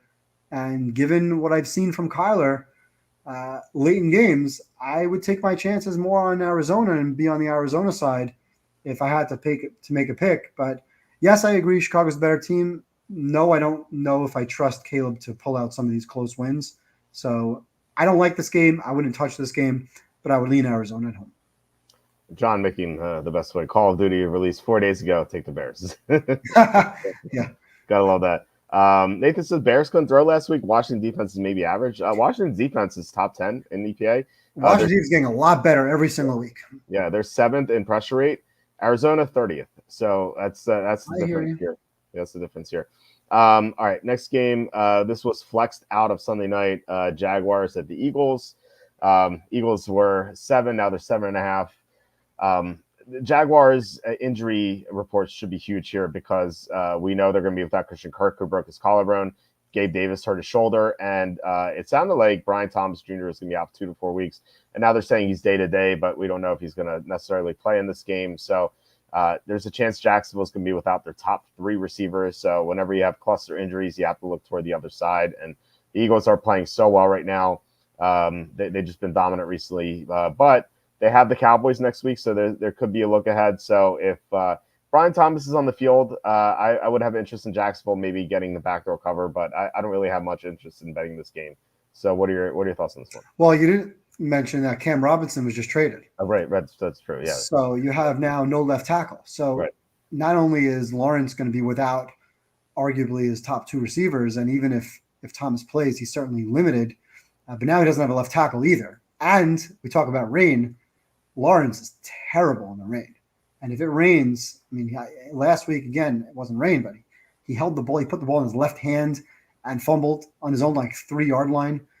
He's been continuously throwing high, overthrowing receivers. Now he's throwing at Parker Washington and Evan Ingram. I know we don't really love ETN so much, but ETN I don't think is there. Tank Bigsby, now you have a one-man show, so it's not one of those situations where they're shifting back and forth running back. So I don't think he is a guy who can carry the load the entire game.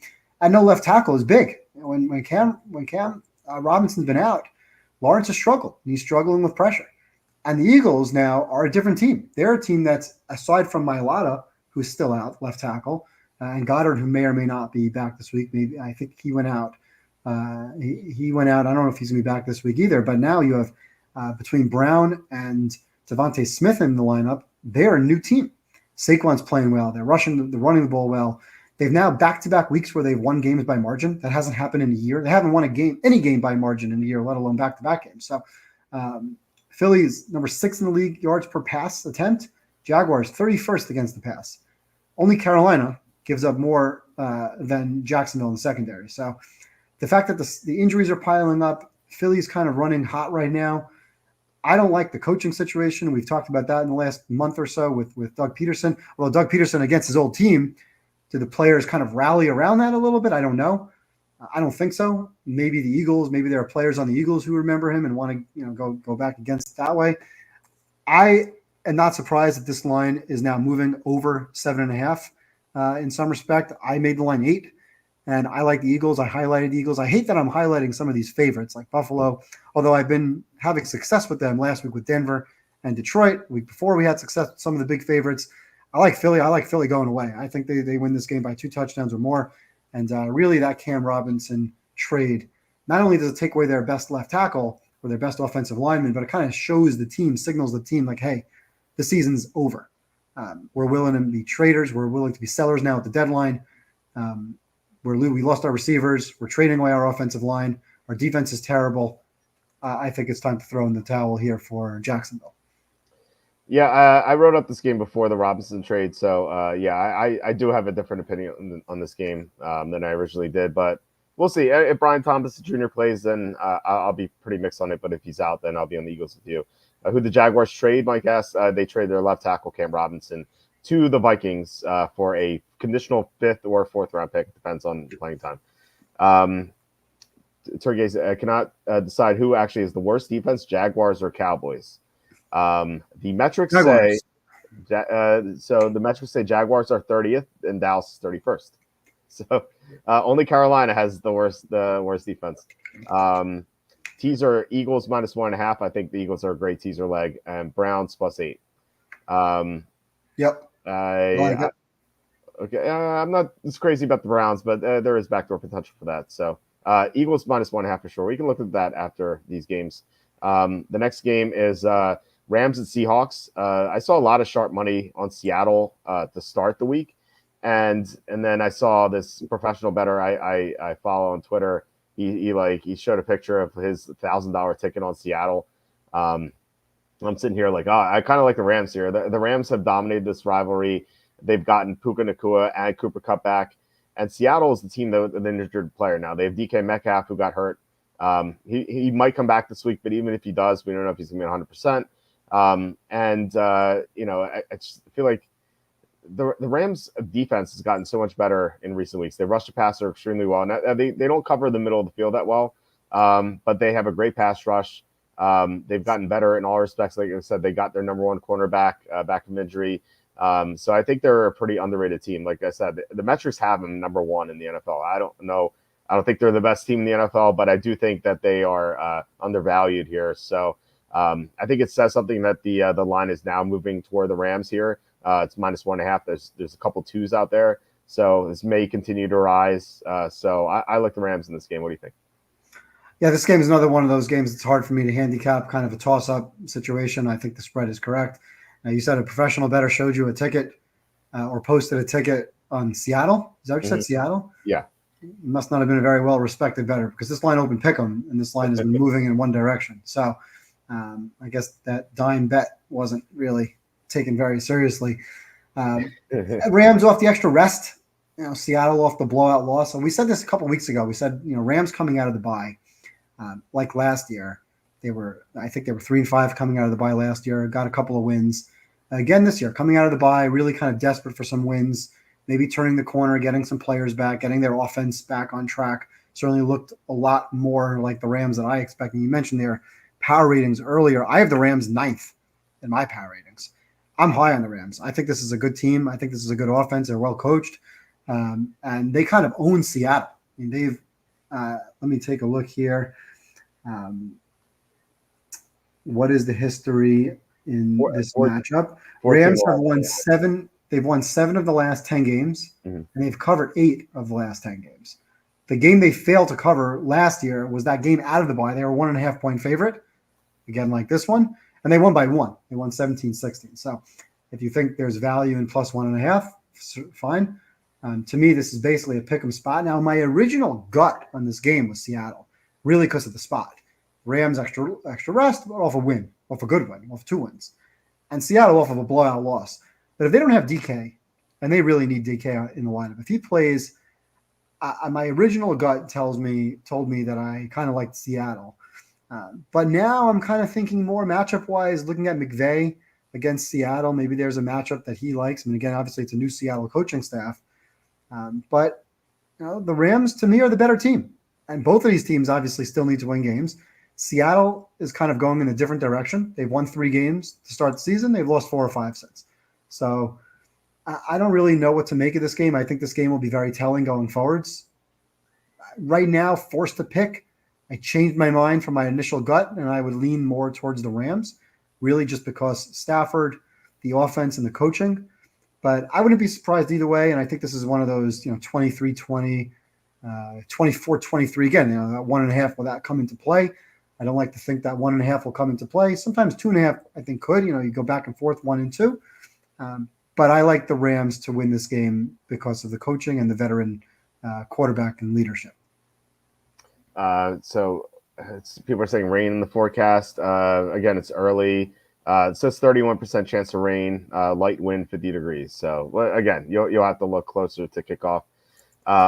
Another thing I want to point out about leadership on the team. Now they have a young rookie coach. Last week, if you saw, Seattle had guys arguing on the sidelines, and in that situation, again, this is kind of like a playoff game, right? These two teams, kind of at the bottom. Well, in the NFC West, everybody's 4-4.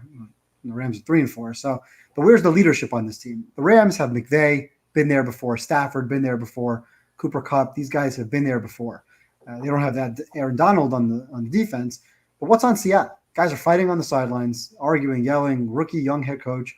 So that doesn't really give me a lot of confidence, especially if there's in preparation and in a close game, finishing a close game.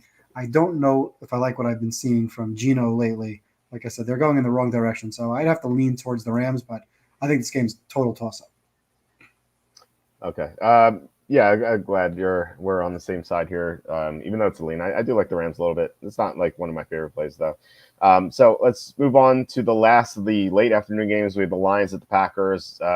Looks like Jordan Love not going to play. He injured his groin, and so Detroit's -3.5. But you never know. After last week, we all assumed Jaden Daniels is going to sit. So I guess anything could change. But right now, I would assume Malik Willis is going to play. We've seen Willis play well for the Packers. Matt LaFleur is just an amazing coach. And I do think that he's going to have Willis playing well in this game. Detroit, their defense is not the same without Aiden Hutchinson. We saw it last week in the first half. We pointed out Mason Rudolph looked terrific throwing to Calvin Ridley. Ridley had more than 100 receiving yards in the first quarter alone. And, of course, they couldn't sustain that because they're just not a good team. But the Packers have plenty of talent. They have those 4 receivers who are talented, plus Tucker Kraft, Josh Jacobs, and a good offensive line. So, this could really carry Malik Willis pretty well. The Packers have a good defense, too.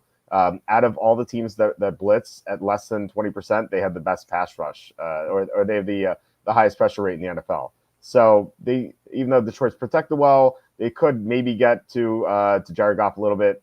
And the key here is that this is the first time all year that Jared Goff's going to be playing outside. Yep. Jared Goff historically has been so much worse out of domes, and if it's a perfect weather day, then whatever, it's not going to be a big deal. But there is some rain in the forecast. Again, you want to check back later. Right now, though, 68% chance of rain, so that's the highest percentage of chance of rain I'm seeing right now. Actually, Monday night, 74%. But of all the Sunday games, 68% chance the highest. 58 degrees, not a lot of wind, so you don't have to worry about that. But if it's a rainy situation for Jared Goff, that's the situation you want to avoid. So I think this is a big game for the Packers. They won in Detroit on Thanksgiving last year. Maybe they have something schematically on Detroit here, and we're getting +3.5, which is the best number to get in football. So I like the Packers quite a bit. Where do you come in on this game? If you told me it was Malik Willis and the line is 4.5, I kind of like Green Bay even more. I think Love is going to play. I think okay. That's kind of what I'm assuming here, because I actually made this line, in the pre-look ahead, I made this line 2.5. So I thought this was going to be similar to that Vikings game, Detroit on the road.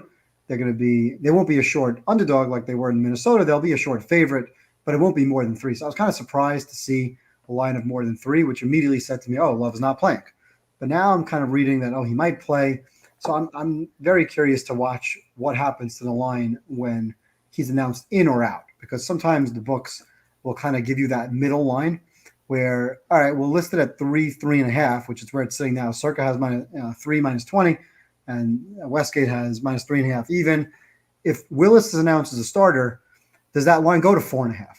And if Love is announced as a starter, does that line drop under 3? Or does it go maybe 3 even, 2.5 -20? So I'm curious to see how that really goes. One thing that's really impressive about Detroit, they're 6-1. I'm more impressed with the fact that they're 6-1 against the spread. When you have a team, a public team, that's a good team that scores a lot of points, that everybody likes to back, pros, public, everybody likes Detroit, right? Everybody's darling. They're fun to watch, and why not? But they're 6-1 against the spread, so they're really exceeding expectations week in, week out. When they're underdogs, almost like Kansas City, you take them because they don't deserve to be dogs. They're the better team. You can make an argument that they're the best team in football right now. So even without Hutchinson, which is obviously a huge loss. So if this line were 2.5, I'd be inclined to lean more towards Detroit. But at 3.5, 4, I do think this game is a closer game. You mentioned the grass situation. The schedule makers were nice to Detroit this year. They only play three games outdoors on grass. This one, and of course, Chicago. And they play Monday night in San Francisco later in the season. So this is the first of those 3 games. We'll see how Goff does. It's not so much the outdoors with the elements. It's a slower track, right? Detroit's a fast team. But they also are built to run the football. And if it becomes a grinded out game, I would take my chances with Detroit's running game, with Montgomery and Gibbs and the creativity that Ben Johnson brings to the table in the red zone over Love, who I think leads the league in interceptions, even though he's played fewer games. Both of these teams, by the way, have been really benefiting from turnover margin. So is that something that's sustainable? Green Bay, I'm not as high on Green Bay in general. I have Detroit, Detroit and Kansas City 2-3. I have Green Bay down at number 12. I know I'm probably lower on Green Bay than most. But like I said, if this is Malik Willis and I'm getting 4.5 plus, I like Green Bay. If it's Love and the line drops under a field goal, I like Detroit. If it's somewhere in that 3.5, until I know who the quarterback is, it's really hard to make a pick. Okay, yeah, I'm higher on Green Bay, so that's the difference there. I have Detroit 2 and Green Bay 3, and then Green EPA, Bay 3. Wow, okay. Yeah, and EPA has Detroit 5 and Green Bay 6, so like one spot apart as well. All right, let's get to the Sunday night game. So there was quite a bit of news here. The Colts at the Vikings. So 2 pieces of news. We talked about one, Cam Robinson going to Minnesota. But the bigger news before all that happened, all the trades happened, I saw the line move off 6. It was like 6 or 6.5. It like plummeted to 5.5. I'm like, what happened there? And it was Anthony Richardson getting benched in favor of Joe Flacco. I actually wrote up this game. I wrote up parts of this game Monday night, so that kind of pissed me off. Like, you couldn't wait until I posted this. So I wrote up this game because I did research on Anthony Richardson and how he does against the blitz, because that's super important. Minnesota blitzes more than any other team in the NFL. Richardson against the blitz this year is he's 10 of 24 for 158 yards, 1 touchdown, 2 interceptions. That's a completion percentage of 29%. Wow. This is a guy who came out of the game last week. I don't know if you saw this. He took himself out. He took himself out, and then I thought he was injured. And then after the game, the media asked him what happened, and he said, "I was tired." Right. So this is the quarterback the Colts had, and yet they were covering games. Like, they haven't lost by more than 6 all year. So they are a competitive team. Joe Flacco, much better against the blitz. He's not great, but he completes more than 50% of his passes. He has his turnover worthy play percentage is a half of what Anthony Richardson's is. So he's going to have a much better game here against Minnesota. And whenever there's a coaching change or a quarterbacking change, I always look to that team, because there's always going to be players going to be like, no, it was this guy's fault that we weren't winning, like, not my fault. So they're going to play harder. We saw it in week 3 against with Carolina. They benched Bryce Young for Andy Dalton, and they won in Las Vegas. And you can't blindly bet stuff like that, but I do think this is an upgrade, and the books agree. Like, they dropped this line 1.5 through the key number of 6. So with Minnesota not having Christian Darrisaw, and I know they have Cam Robinson, but like I don't know, they don't have the chemistry yet. I don't know if this is necessarily a plug and play. It might make a difference later in the year. I think it will, but right now I don't think it will. So I like the Colts a lot here. So what do you think? Yeah, I like the Colts a lot as well. And just quickly starting with Darrisaw, that's a big loss. Cam Robinson's a nice addition now to kind of be a stopgap, but continuity is the biggest thing for offensive line. First of all, Darrisaw is better than Cam Robinson, and the continuity obviously is not there. So this will help in the long run, but it doesn't help for this week. As far as the Colts, immediately we talked about this last week or the week before. You watch Richardson comes out. I think he was 2 for 15 in the first half passing, although some of those were drops. But if they want to win now, Flacco's the move. If they want to develop a quarterback for the future, they're kind of pot committed to Richardson. They've clearly made a decision that we're good enough to make the playoffs. Like the Browns last year with Flacco, they may go on a run. There's certainly going to be opportunity. Like we said earlier, there is going to be some teams that are around 8 or 9 wins that might have a chance to get into the playoffs in the AFC. And they are now one of them. I think the most important thing you said is that they've played 8 games, and every single one of their games has been decided by 6 or fewer points. So they've been competitive in every single game. They've been fighting in every single game. And I see no reason to assume that they wouldn't continue to do that. Now, I was concerned. I also made some notes on this game after I was reviewing the Sunday night games. Richardson against the Flores defense, I mean, he's going to be confused. Forget him not knowing where the ball is going. Now he's either going to take sacks, throw the ball away, turn into picks. I didn't like that matchup at all. And somebody made a comment, Michael Pittman is smiling. Yeah, all the receivers downfield, the ball might find their hands instead of being thrown 10 yards short, 10 yards long, 10 yards out of bounds. So, you know where the ball is going. There's, again, a little bit more, I don't want to say life that's breathed into the team, but everybody kind of knows that Flacco is the better player for today. Just want to look at some of the things that I wrote down on this. Indy wants to run the ball. Minnesota's obviously been very good against the run. They've only given up 3.9 yards per carry against the run. Only Baltimore and Kansas City have been better. But again, to me, Indy is fighting. Indy's going to play these games close. I really, really like the upgrade in this situation.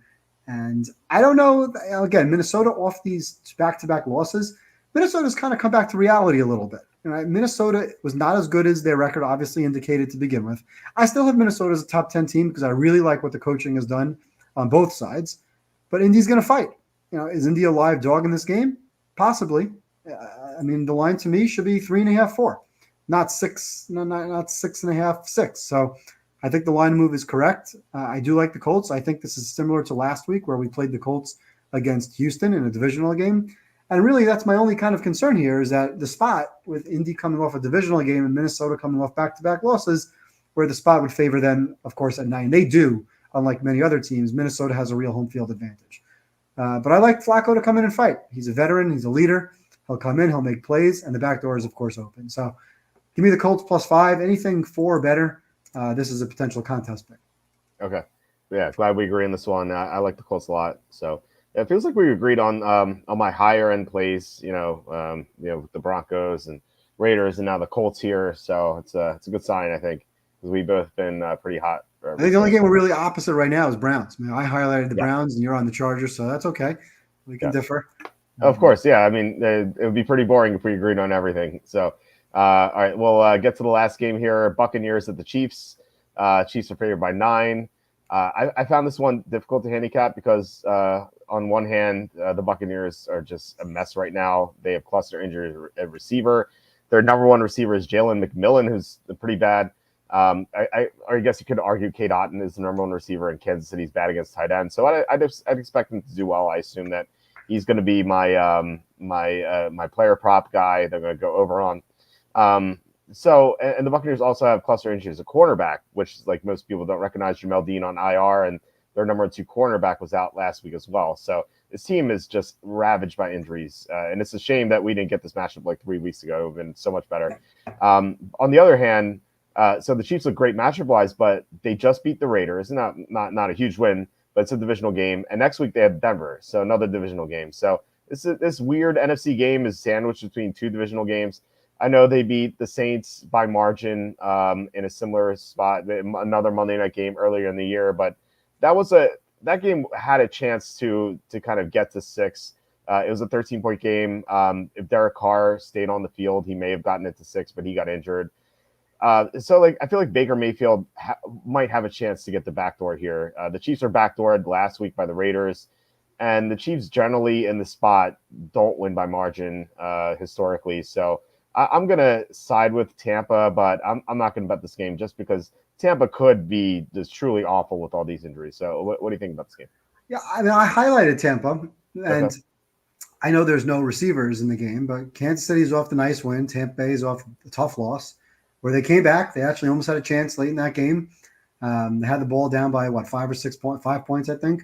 But this is your classic backdoor game, in a game where a team constantly gives up the backdoor, Kansas City, like they did last week, and a team that on the other side, Tampa Bay, fights like they did against Baltimore. Now they'll give up yards. Tampa Bay in the last 3 losses, take away that Saints game where they put up 50. They've given up almost 1,500 yards in the 3 losses that they've had. So we know Kansas City is going to move the ball. Will they score touchdowns? Will they kick field goals? Mahomes will move the ball. They're at home. They'll win the game. I'm not concerned about that whatsoever. They'll shut down the run. So Tampa, if they try to run the ball early, if Bowles is stubborn and tries to run the ball, he won't have success. And they'll find themselves behind. But Kansas City, they're 7-0, and their wins are by 7, 1, 5, 7, 13, 10, and 7. So they're not used to winning games by margin. One of those 13-point win was the Saints game. So again, we're going to throw out those do not bet teams. And they beat the Niners by 10 in a game that they really, really cared about, obviously. So otherwise, they play other games. They know they're going to win. They don't worry so much about it. They don't want to get guys hurt. They do want to get Hopkins more into this game. I know that. I know they've talked about getting him more opportunities. So maybe they force him some plays, maybe not. But I don't think that they, once the game is 7 to 14 points and they have the game kind of in hand, they're very good at running that 4 to 6 minute drill. They will take exactly what the defense gives you. Mahomes will run for first downs. They'll take the underneath, and then they'll get into the red zone. Do they score those late touchdowns? Do they try to get those late touchdowns or not? And obviously their defense is very good, but like any other team, if there's 6 minutes or 5 minutes to go in the game and you're up by 14, you're playing the clock. You're not necessarily blitzing. Spags is not sending the rush. They're not playing up and close to the line of scrimmage. They're going to play too high. They're going to play back, let Baker throw the ball underneath to Otten, and that's a classic case of a backdoor cover. So I think the line is correct, but I like the Bucs. I like the Bucs coverage. Do I want to play this as a contest game? I don't know. I mean, I highlighted Bucs +9, Broncos 9, Raiders 7.5. So got all these underdogs that are. I don't know if I want to go with all these. Like I said, I do like the Browns and the Colts as well. And on the favorite side, I love the Bills, and I do like the Falcons, Redskins, and Eagles. But I tend to lean more underdog and contest play. But I highlighted the Bucs. I mean, it's a potential top 5 game for me, and I would definitely not pick the Chiefs to cover in this spot. Do I want to be on a contest game? Potentially needing to go 5-0 for real money in the Super Contest. Do I really want to go against Mahomes on a Monday night? I don't know. I got to see how smart I think I want to try to get. But I do like Tampa with the points, and again, in a backdoor situation. Okay, interesting. All right, guys, please hit like, subscribe, comment below, share this video, visit the link in the description for the merch store. We ran through all the games. It was great to have these agreements and some disagreements, which is always fun to talk about. So any final thoughts or anything to plug? Yeah, write this down for next year. Okay. I told my son before to send me a text in a year from now, or just under a year from now. Last Sunday in October, National Tight End Day. It's like, why are we not thinking about this? Like people say, oh, this is stupid. It's not stupid because all these tight ends come out. Kittle, who designed the holiday, you knew that Kittle was going to have a monster game. First of all, he always kills Dallas, so that's besides the point. He has the T-shirt underneath that says F Dallas, so he wears that in some of these games. He hates the Cowboys, but it's National Tight End Day, so he is planning with Purdy as the week goes on that he wants to have a big game, not just blocking and pancakes and all that other stuff.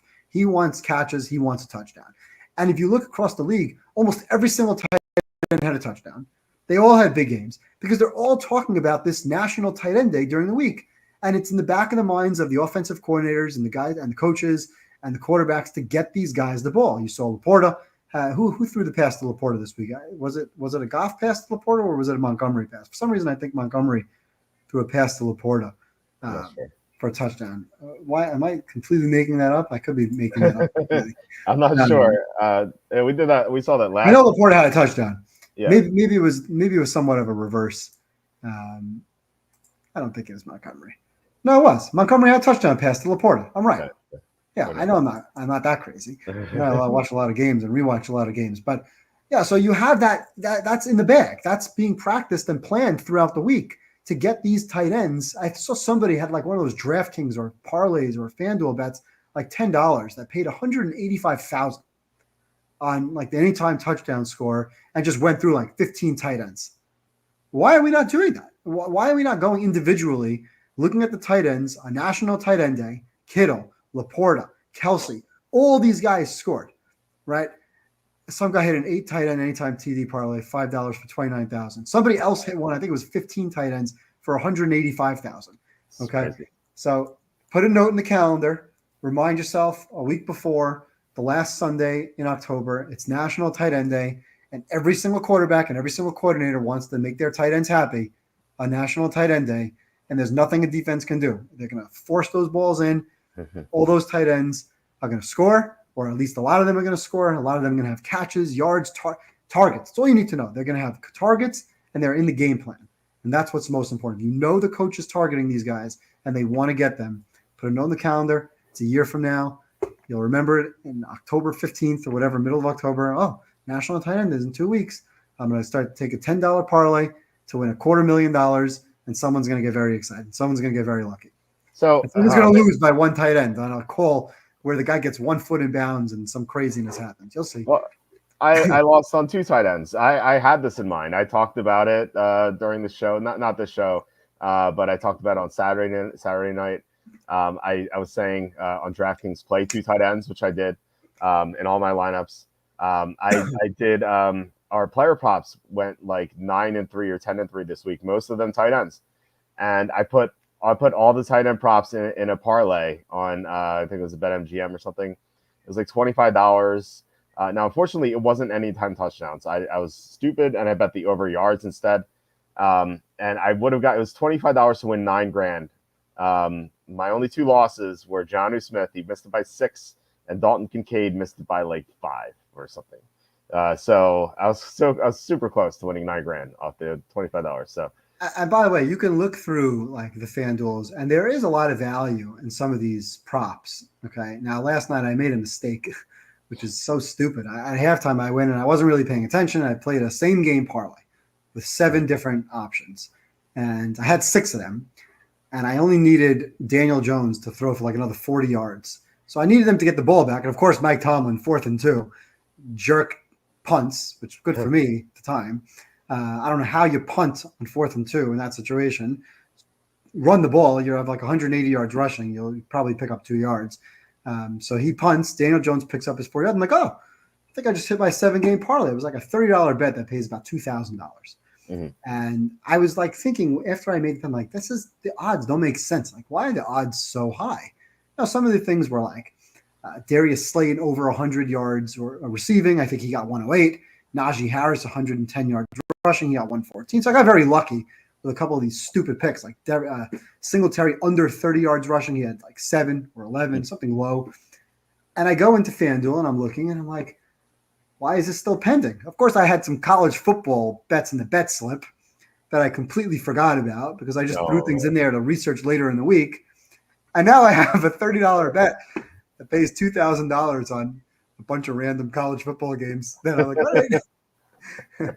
But you can always find, the point is you can always find some value looking through some of these. Like I would have hit a same game parlay, a 7-game, same game parlay, just being strategic at halftime because a lot of times these lines are mispriced. And there's no real way to price them correctly. Knowing when knowing the situation of a game at halftime, you can really take advantage of some of these lines. Not just throwing $10 to win $200,000. Obviously, that's not going to happen. But if you want to be strategic, there are ways to take advantage of some of these weekly specials, which I did last week with the Lamar and Baker 650 yards, winning by 1. There's a lot of different ways in all sports. You get these bonuses. You can take advantage finding the props. Just have to look carefully, look through them. So I would say that's something else to do. Each week, look through. I think I did this week already. I think there was one. I think it's Monday Night Football, you could take Kate Otten and Kelsey to each have 20 yards receiving in each half. Now, we both know Kate Otten's going to be a heavily targeted player for Tampa, so I like that a lot. And Monday Night Football, that's where Kelsey wants to shine. Maybe the 1:00 games on Sunday, he's not really involved as much, but 20 yards in each half. I think the two combined, I think it was like plus 480. So is it a great bet? No. Is it worth 5-1? Yes. Why not?